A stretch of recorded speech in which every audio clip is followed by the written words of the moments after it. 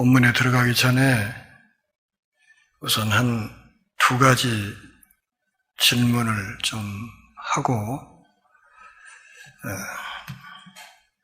본문을 다루는 것이 좋겠다 생각합니다.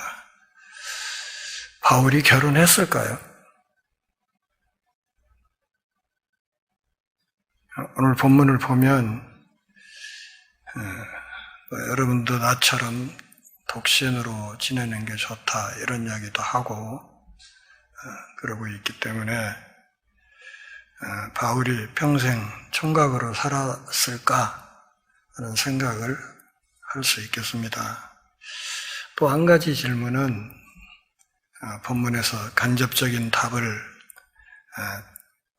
얻을 수 있는 것인데, 바울이 교회 안에 여성 지도력을 인정했을까? 지금 우리가 요즘 하고 있는 이야기로 바꾸면 여성 안수를 지지했을까? 아니면 그 반대일까? 하는 것을 한번 생각해 볼 필요가 있습니다. 그 질문을, 두 개의 질문을 마음속에 두고 오늘 본문을 살피는 것이 유익하겠다 생각합니다. 바울이 결혼했을까요? 안 했을까요? 애매하면 여기서 그냥 다수결로 결정을 할까요? 바울은 결혼했을 것입니다.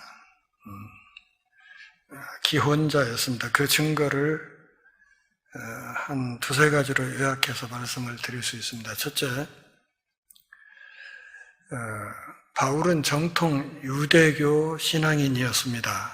빌립보서에서도 그것을 이야기하고 있지요. 정통 유대교 신앙에서는 유대인 남자들의 결혼 의무를 규정하고 있습니다. 왜냐하면 창세기에 모세오경에 분명하게 생육하고 번성하라는 하나님의 명령이 있기 때문입니다. 그래서 유대인들은 결혼한 뒤에 자녀를 갖지 않게 되면 그것은 그 두 사람이 자녀를 죽인 것이다. 그리고 이 세상에서 하나님의 형상을 죽인 것이다. 이렇게까지 이야기를 했습니다. 그러므로 결혼하지 않거나 또 결혼을 했어도 자녀를 낳지 않는 것은 하나님의 명령을 거부하는 죄라고 생각했습니다. 그래서 유대인 남자들은 꼭 결혼을 했지요. 결혼 정년기는 18세였습니다. 바울은 정통 유대교인이어서 그런 점에서 결혼을 했을 것이다. 그렇게 추정을 하는 겁니다. 두 번째는 그가 산헤드린의 의원이었다.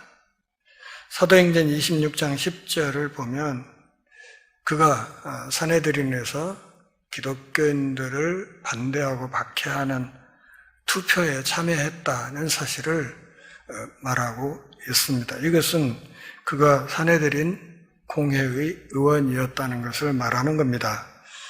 산헤드린 구성원의 절대 조건은 반드시 결혼한 남성이어야 한다는 것입니다. 왜냐하면 그들은 결혼한 남성이 모든 일을 판단할 때 더 자비롭다 이렇게 생각을 하고 있었기 때문에 그렇게 공회원은 반드시 기혼자여야 했습니다. 그런 점에서 바울이 결혼을 했을 것이다 이렇게 보는 겁니다. 그렇다면 오늘 본문에 바울이 독신으로 나오는데, 그러면 결혼을 했던 바울이 어떻게 해서 독신이 되었을까를 추정해 볼 필요가 있습니다. 두 가지 가능성이 있죠. 하나는 아내와 사별했을 가능성. 이 가능성은 그다지 높지 않습니다. 두 번째는 그가 유대교에서 기독교로 개종한 뒤에 아내 측으로부터 또 아내의 집안 사람들로부터 강제로 이혼을 당했을 것이다. 이렇게 보는 견해. 근데 이 견해가 훨씬 타당성이 있어 보입니다. 그렇게 해서 소위 말하는 돌싱이 됐지만 오늘 본문에서도 우리가 확인할 수 있는 것처럼 그 당시 바울은 임박한 재림 사상을 갖고 있었기 때문에 주님의 파루시아가 임박했다는 생각을 갖고 있었기 때문에 그 얼마 되지 않는 기간에 굳이 재혼할 필요를 느끼지 못하고 있었던 것 아닌가 이렇게 주장할 수 있습니다. 다시 말하면 재혼하기보다는 그리스도의 파루시아를 준비하는 일에 좀 더 집중할 필요가 있다. 파루시아를 준비하면서 그분께 더 온전히 헌신하는 게 좋겠다는 개인적인 판단이 있어서 그렇게 독신 생활을 했던 것으로 보입니다. 그렇다면 오늘 본문에서 바울이 결혼 생활을 깎아내리는 것은 아니라 그리고 독신 생활을 권장하는 것도 아니라는 것을 알 수 있습니다. 그래서 이 사실을 전제하고 오늘 본문을 좀 들여다보는 것이 좋겠다 이렇게 생각이 됩니다. 7장 1절, 2절은 결혼 생활에서의 완벽한 자기 부인에 대해서 이야기를 하고 그리고 3절부터 7절까지 말씀에서는 남편과 아내는 결혼의 동반자다 하는 것을 사도 바울이 말하고 있습니다. 두 개 단락으로 나눠서 이야기할 수 있다는 것이죠. 1, 2절 한번 같이 읽어보실까요? 너희가 쓴 문제에 대하여 말하면 남자가 여자를 가까이 아니함이 좋으나 음행을 피하기 위하여 남자마다 자기 아내를 두고 여자마다 자기 남편을 두라. 요약하면 어쩌라는 거예요? 결혼하라 그 말이죠. 결혼하라. 결혼하는 게 좋다고 이야기를 하는 겁니다. 1세기 로마 제국 아래 헬라 문화권의 흐름을 좀 잘 이해하는 것이 오늘 본문을 이해하는 데 도움이 되겠습니다.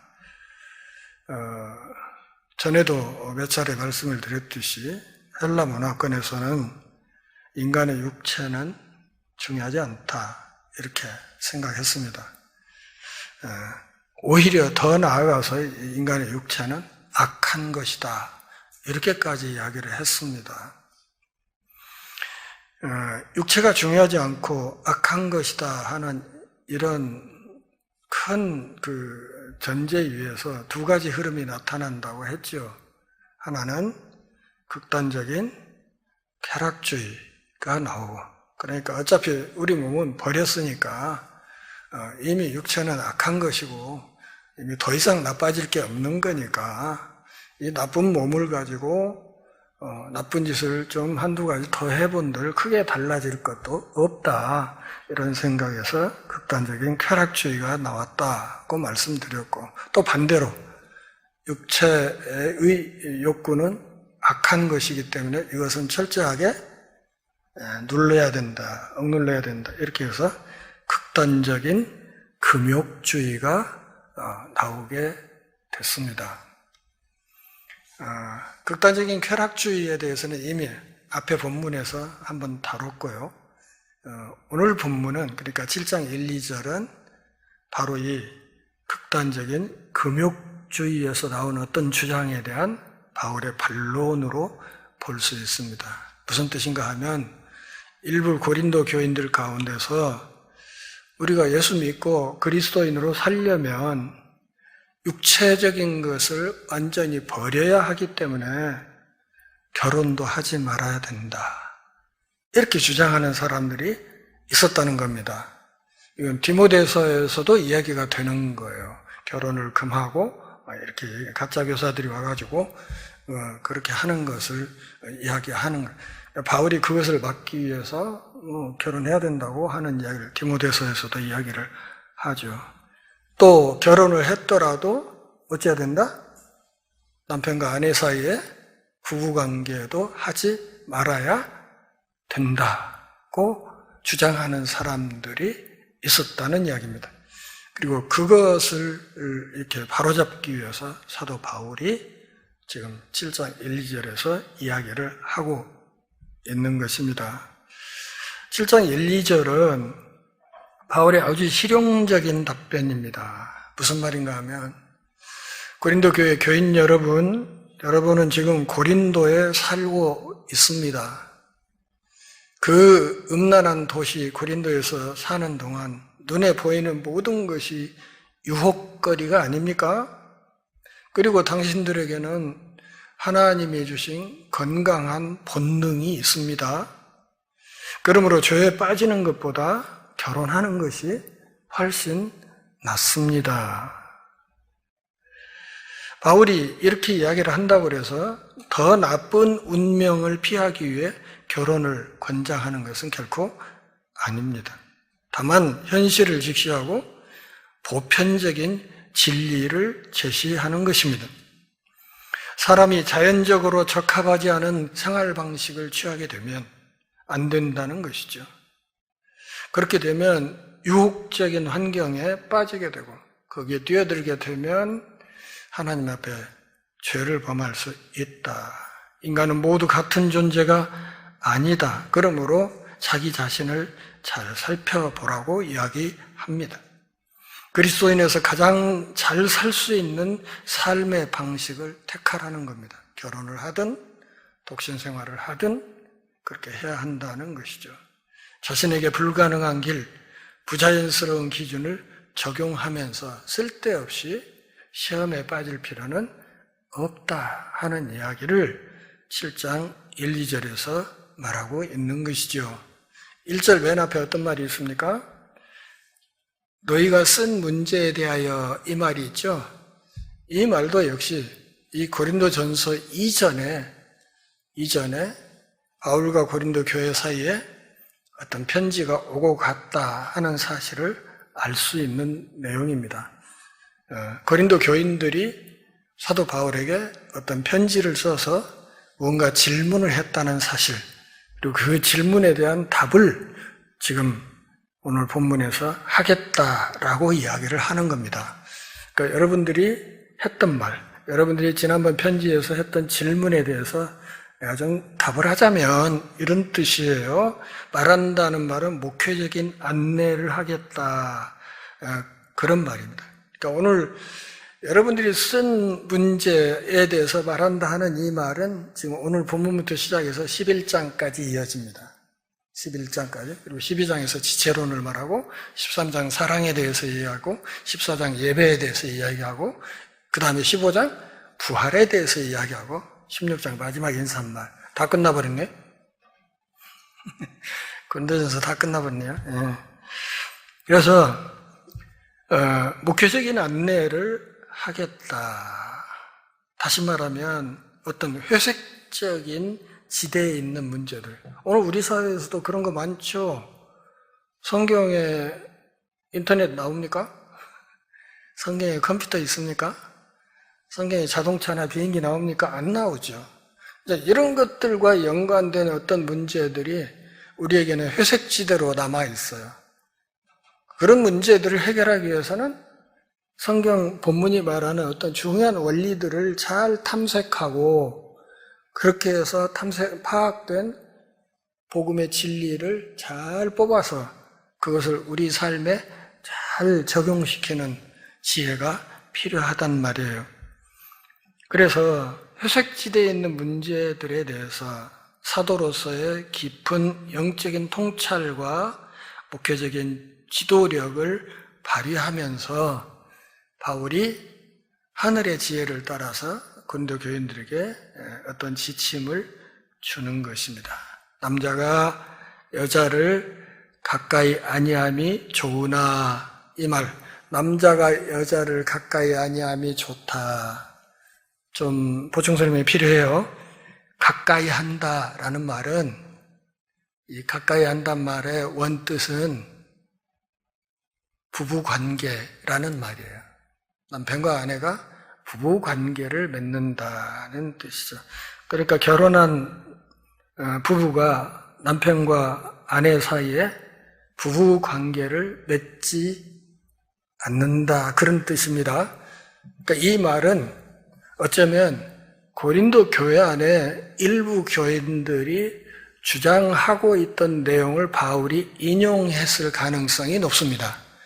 그러니까 여러분들 가운데 어떤 사람들은 남편인 남자와 아내인 여자 사이에 부부관계를 맺지 않는 것이 좋다고 하는 말이 있는데, 그렇게 말을 하는 거예요. 있는데 이제 그 문제에 대해서 바울이 주의를 주겠다는 것이죠. 영지주의의 영향으로 극단적인 금욕주의와 극단적인 쾌락주의에 빠진 고린도 교인이 있었을 것이고, 그들 가운데 금욕주의자들 입에서 결혼했더라도 예수 믿는 사람으로 잘 살려면 부부관계를 하지 않는 게 좋다고 주장하는 사람들이 있었다는 이야기입니다. 여기 여자라는 말은 헬라어로 귀네라는 말인데, 귀네, 이 귀네라는 말은 나중에 14장에서 다시 중요하게 거론이 될 거니까 잘 기억해 두십시오. 귀네라는 말은 유부녀라는 뜻입니다. 유부녀, 그냥 일반적인 여자가 아니고 처녀도 아니고 소녀도 아니고, 이 귀네라는 말은 유부녀를 가리키는 말입니다. 그러니까 기혼 여성이라는 뜻입니다. 기혼 남성이라는 뜻이고요. 그래서 부부관계를 맺지 않는 것이 좋다는 말이 있는데, 바울은 혼인을 금지하는 이단의 가르침을 지지하지 않는다. 그렇다고 해서 극단적인 쾌락주의, 방종도 지지하지 않는다는 이야기는 앞선 본문에서 했습니다.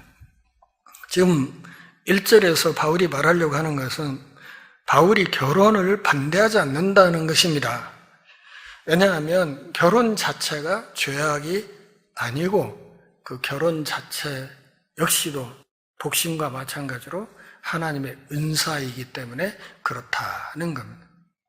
결혼을 했다면 뭐 한 거예요? 그러니까 하나님으로부터 은사를 받은 거다. 그러니까 배우자는 하나님이 주신 은사의 결과물이다. 이렇게 봐야 된다는 것이죠. 그러므로 음행을 피하기 위하여, 그러니까 기혼자들이 음행을 피하기 위하여, 여기 음행이란 말이 헬라어로 포르네이아로 되어 있습니다. 이 포르네이아라는 말에서 오늘날의 영어 포르노그라피라는 말이 나옵니다. 포르노. 음행을 피하기 위하여, 음행이라는, 이 포르네이아란 말은 성적인 부도덕을 말하는 겁니다. 남자마다 자기 아내를 두고 여자마다 자기 남편을 두라. 바울이 지금 이야기하는 방식을 잘 들여다봐야 돼요. 남자를 이야기하고 그걸로 얘기가 끝나는 게 아니라 반드시 여자도 이야기합니다. 남자 이야기를 하고 끝나버리는 것이 아니라 여자 이야기를 꼭 같이 합니다. 오늘 본문의 그것이 특징적으로 잘 드러납니다. 남자, 여자를 나란히 놓는 것입니다. 나란히.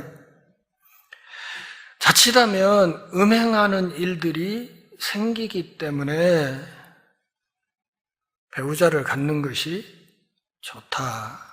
그러니까 남자마다 여자마다 하는 이 말은 남녀 상호 간의 평등과 상호성을 말하는 것입니다. 자기 남편을 둬야 된다. 그렇다고 해서 결혼의 유일한 목적이 음행을 방지하는 것이다, 이렇게 말할 수는 없습니다. 다만 음란한 고린도 사회에서 그리스도인들이 거룩성을 지키는 한 가지 방편이 결혼이 될 수 있다 하는 것을 말하고 있는 것입니다. 다시 말하면 그리스도인 부부는 서로에게 성적인 책임이 있다. 인간의 정욕은 하나님이 허락하신 결혼 제도 안에서 충족시켜야 된다. 그렇지 않으면 불법적인 음행에 빠져들 수 있다고 이야기를 하는 것입니다. 결혼은 영적인 원리에 근거한 실제적이며 육체적인 결합이라고 말하고 있는 것입니다. 그리스도인들은 신앙인답게 살려면 결혼 후에 부부관계를 맺지 말아야 되는 것 아닌가 하는 일부 극단주의자들에 대해서 사도 바울이 지금 이렇게 권면을 하고 있는 것입니다. 육체는 악하다는 헬라식 사고, 이것은 그리스도의 복음 안에서 극복되어야 한다고 말을 하고 있는 것입니다. 그래서 3절부터 7절까지 결혼한 남편과 아내는 두 사람은 동반자다. 동반자. 우리식으로 좀 쉽게 번역을 하면 남편과 아내는 반쪽이다. 그런 말이에요. 반쪽. 둘이 하나. 창세기의 말씀이 그렇죠. 둘이 하나, 둘이 한 몸. 그러니까 나누면 어떻게 돼요? 남편 2분의 1, 아내 2분의 1 이런 거죠. 반쪽이죠. 반쪽. 제 책 여성 안수에 관한 책에서도 이 부분은 좀 자세하게 설명을 해 놓았습니다. 3절 같이 읽겠습니다. 남편은 그 아내에 대한 의무를 다하고 아내도 그 남편에게 그렇게 할지라. 자, 여기도 남자만 말하고 끝난 게 아니라 어떻게? 남편 이야기를 한 다음에 또 아내도 이야기해요. 꼭 남편을 이야기했으면 아내도 꼭 꺼내서 이야기를 한다고요. 그러니까 남녀 평등에 대해서 지금 사도 바울이 아주 깊은 생각을 갖고 있는 거예요. 여기 의무라는 말은 의무라는 말, 이 오페일레인이라는 이 말은 부채를 말해요. 채무, 빚. 그러니까 남편과 아내 사이에 서로가 서로에게 성생활에 뭐가 있다? 빚이 있다고 이야기를 하는 거예요. 빚이 있다. 그 빚을 어찌라? 갚으라는 거예요. 그리고 다하고라는 말은 명령형인데 단순한 권고가 아니라 이것이 강제명령이라는 것을 알아야 됩니다. 강제명령이에요. 해도 되고 안 해도 되고 이게 아니라 이것이 아주 강제적인 명령. 다시 말하면 상호간에 충실한 책임을 수행해야 된다 하는 것을 말하는 것입니다. 결혼 서약으로 상호간의 의무가 발생했다는 것을 말하는 것이죠. 상호간의 부부관계를 통한 친밀감을 유지하는 것이 결혼의 굉장히 중요한 의무사항이라는 것을 이야기를 하는 것입니다. 결혼이 동반관계이며 남편과 아내 사이의 독립적인 행동은 불가하며 그러기에 항시 동행해야 되며 배우자가 자기 만족의 수단이 아니라 신체적이고 정신적인 측면 모두에서 상호 만족을 추구해야 되는 관계다 하는 사실을 바울이 말하고 있는 것입니다. 당시 고린도 사회에서는 올바른 부부간의 의무를 이행하는 것을 말하지 않았습니다. 그래서 서로에 대한 무관심, 비도덕적인 음행이 굉장히 많았습니다. 이렇게 함으로써 하나님이 맺어주신 결혼의 고귀한 가치가 망각되는 사례가 참 많았습니다. 여기 3절 말씀 여러분 잘 생각해 보세요. 이 말씀이 무슨 뜻인가를 잘 이해하려면 왜 이광호 목사가 자꾸 여성 안수를 주장하는가를 이해를 하려면 1세기 로마 시대의 그 결혼에 관한 내용들을 좀 잘 이해할 필요가 있어요. 그림 한번 보실까요? 사진 2장을 제가 준비를 해놨는데 보입니까?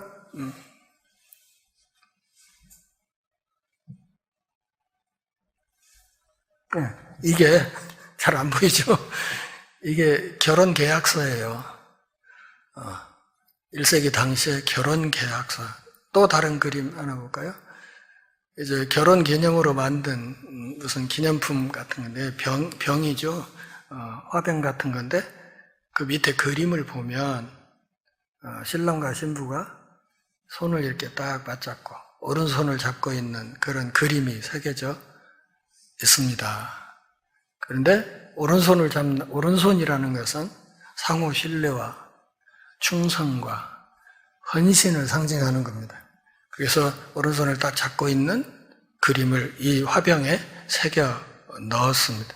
일종의 결혼 예물이라고 할 수 있는 물품이죠. 그래서 계약서를 작성하고 결혼을 했습니다. 로마 시대의 결혼은 지위와 재산 증식을 위한 수단이었습니다. 그러니까 결혼한다는 것은 재산이 늘어난다 또는 어떤 지위가 올라간다 이런 의미를 많이 갖고 있었죠.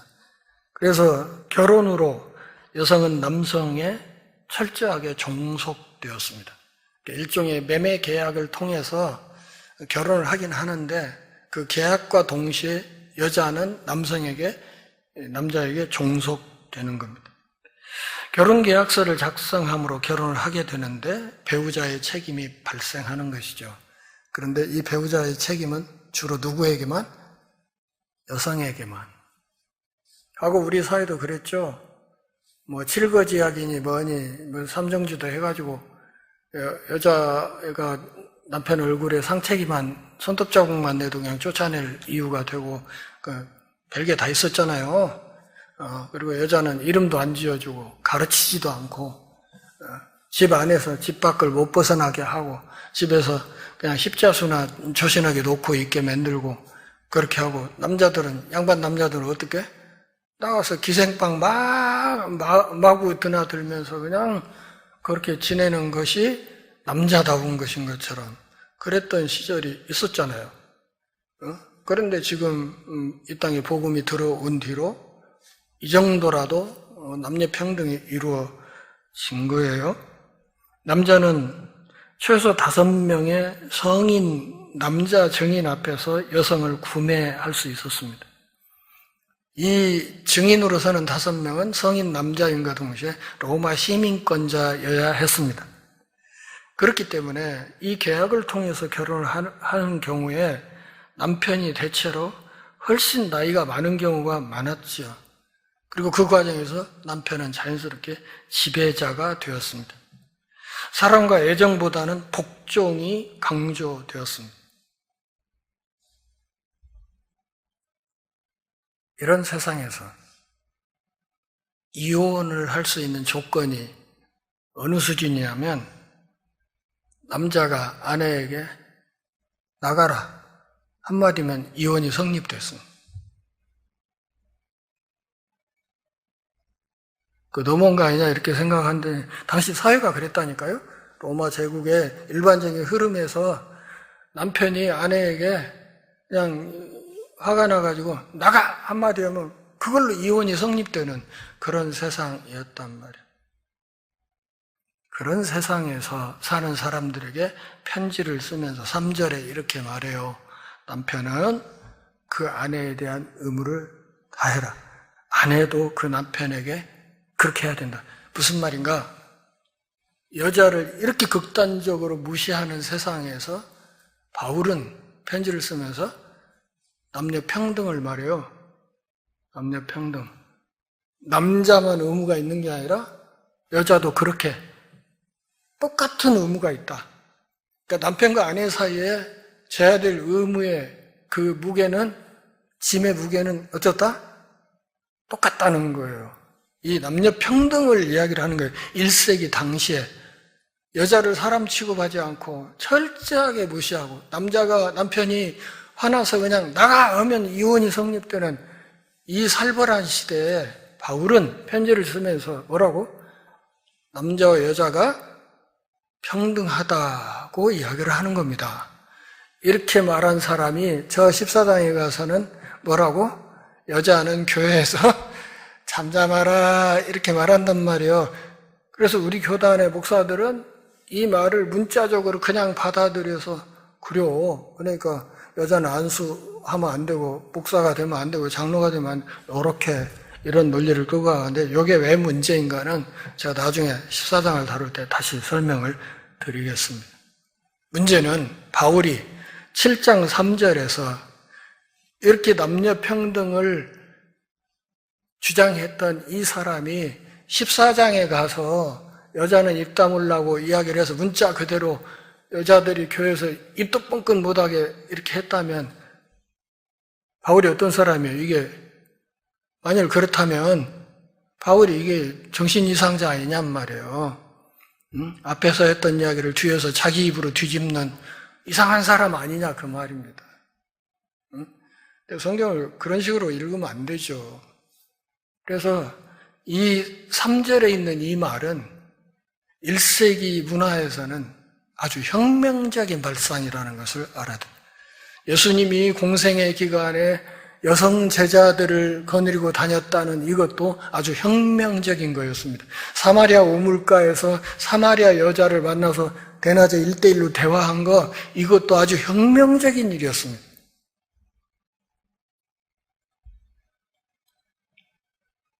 서로가 서로에게 의무가 있다고 이야기를 했습니다. 4절에서 한 수 더 나갑니다. 같이 읽어봐요. 아내는 자기 몸을 주장하지 못하고 오직 그 남편이 하며 남편도 그와 같이 자기 몸을 주장하지 못하고 오직 그 아내가 한다. 자, 이 표현을 그대로 받아들여서 결혼한 부부, 남편과 아내가 자동차라고 하면 남편이 자동차고 아내가 자동차라고 하면 그 핸들을 누구한테 줘라? 짝꿍에게 줘라는 거야. 그러니까 내 짝꿍이 나라는 자동차를 운전할 권리를 지닌다는 거야.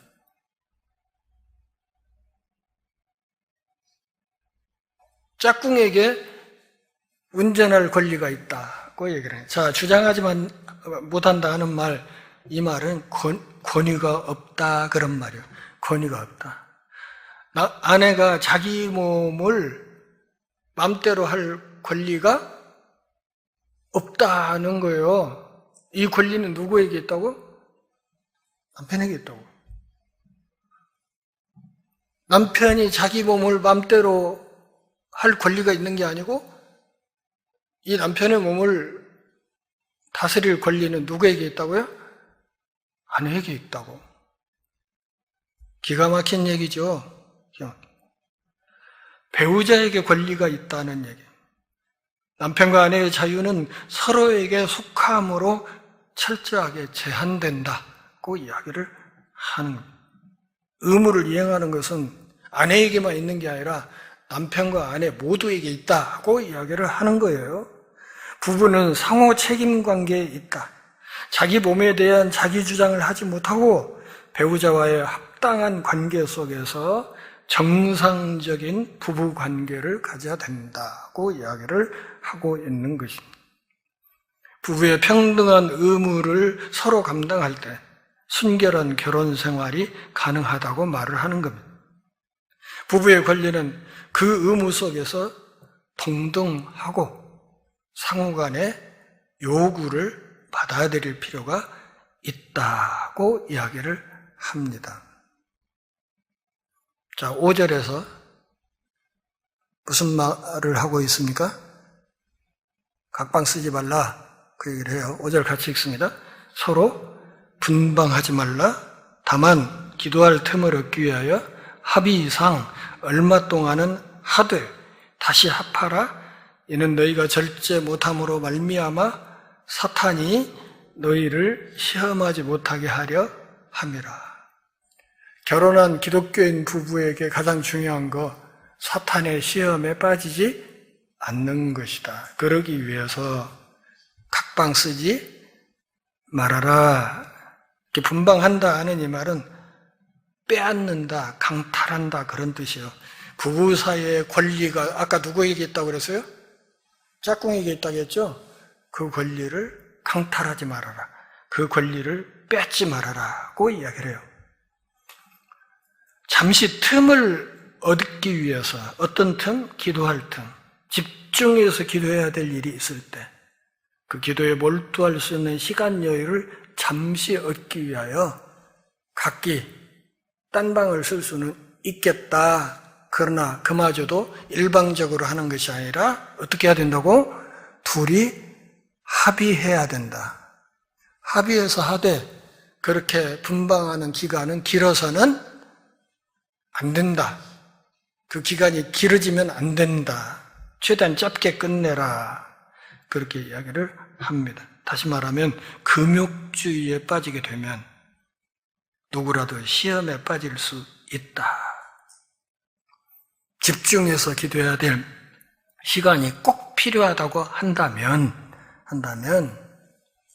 그렇게 따로 나누어서 기도하되 그것도 일방적으로 하는 것이 아니라 어떻게? 둘이 꼭 합의해서 하고 그 기간도 너무 길면 안 된다고 이야기를 합니다. 배우자의 허락이 무엇보다 중요하다는 거예요. 집중해서 기도해야 될 이때는 부부관계를 잠시 유보할 수도 있다. 그러나 상호 합의해야 되고 이것도 길어지면 유혹의 통로가 될 수 있다. 이렇게 이야기하고 나니까 고린도 교인들이 혼자 사는 사람이 뭘 이렇게 잘 알아? 이렇게 이야기할 것이 좀 걱정됐나 봐요. 그래서 6절 같이 읽습니다. 그러나 내가 이 말을 함은 허락이요 명령은 아니다. 명령이란 말은 주님의 말씀, 주님의 뜻이라는 뜻이고요. 주님으로부터 친히 받은 어떤 지침을 말할 때 명령이라고 한 것이고, 허락이라는 것은 뭐냐면 사도적 해석을 말하는, 사도권으로서 주님의 명령은 없지만 이 일에 대한 주님의 지침은 내가 받은 바가 없지만 내가 사도적 권위로 나름대로 생각을 해서 정리를 해볼 때 내 의견은 이런 뜻이에요. 이런 때. 그게 이 허락이란 말이에요. 여기 이 허락이란 말, 싱그노멘이라는 말이 신약성경 전체에서 여기 딱 한 번 나옵니다. 딱 한 번. 그러니까 이 싱그노멘이라는 이 말의 본 뜻은 용서, 양보 그런 뜻이에요. 다시 말하면 사도 바울이 갖고 있는 사도로서의 사고의 유연성, 사고의 융통성을 말하는 거예요. 내가 전체적으로 종합해서 판단해 볼 때 그렇다는 거예요. 그런 뜻이죠. 이것은 이와 같은 이야기는 내가 주님으로부터 직접 명령을 받은 건 아닙니다만 내 생각에는 그렇다는 이야기입니다. 그런 뜻이에요. 이 말이라는 것은 지금 사도 바울이 하고 있는 모든 말이라고 생각할 수 있습니다. 금욕에 대한 바울의 말은 명령이 아니라는 거예요. 그 반대로 부부 생활에 관한 바울의 이 지침 역시도 바울의 이 주님의 뜻에 따르는 명령은 아니라는 거예요. 다만 사도적인 판단에 따라서 내가 이런 조언을 여러분들에게 드리는 것입니다. 이렇게 이야기를 하는 것이죠. 7절 같이 읽습니다. 나는 모든 사람이 나와 같기를 원하노라. 그러나 각각 하나님께 받은 자기의 은사가 있으니 이 사람은 이러하고 저 사람은 저러하니라. 아까 말씀드렸죠. 당시에 사도 바울은 임박한 파루시아에 대한 생각이 강했다고.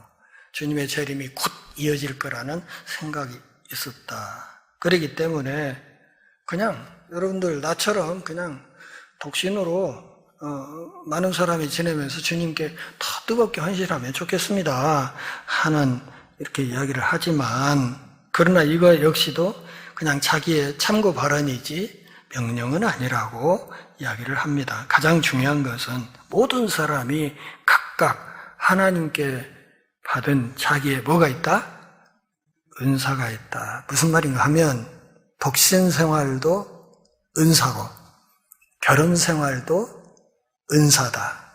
은사 받은 대로 살면서 하나님께 감사하면 된다. 그러니까 모든 사람이 다 독신이어야 된다. 모든 사람이 다 결혼해야 된다. 이게 아니고 각각 하나님으로부터 부름받은 바가 있고 또 주님이 주신 은사가 있고, 이 사람은 결혼해서 주님을 섬기고 또 이 사람은 독신으로 주님을 섬기고 주신 은사가 있기 때문에 그 은사에 따라서 이야기를 해야 된다.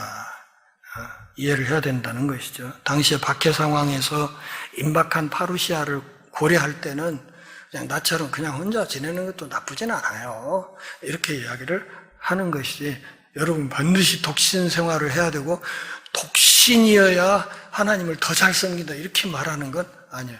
이 말씀들을 오해해가지고 천주교에서는 사제들이 결혼 안 하죠.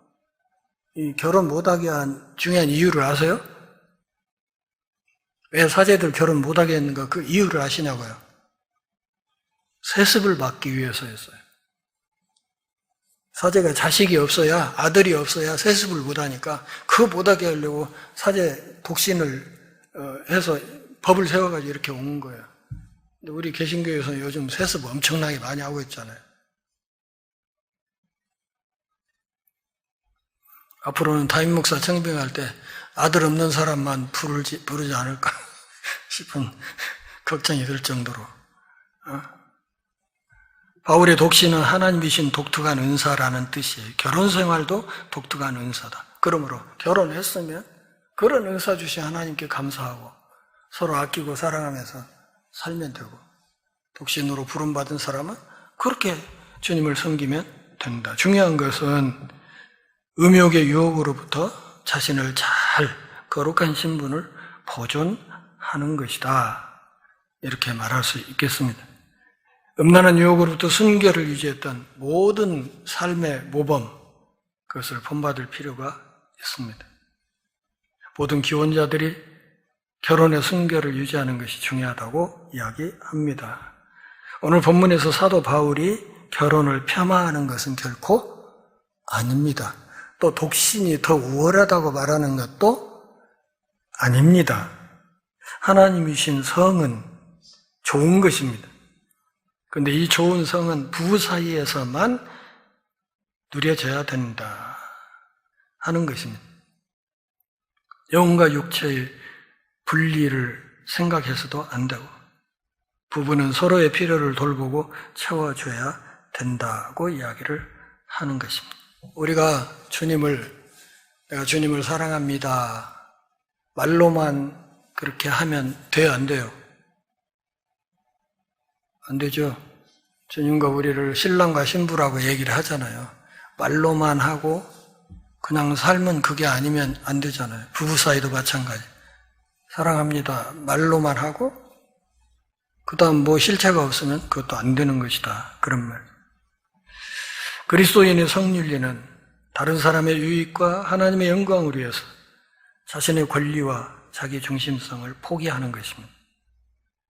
하나님의 성, 하나님의 우리에게 주신 그리스도인의 성은 하나님의 계획에 따라 신실하게 관리되어야 한다.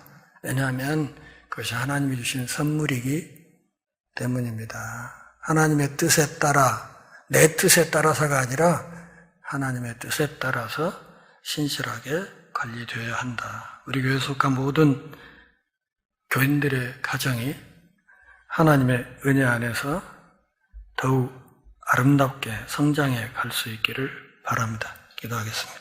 하나님 아버지, 주님의 은혜로 오늘도 우리가 모여 함께 경배하며 주의 말씀 듣는 복 주셔서 고맙습니다. 설미 다하는 그날까지 주의 말씀을 따라서 신실하게 살아가는 거룩한 하늘 백성들 다 되게 하옵소서. 예수님의 이름으로 기도합니다. 아멘.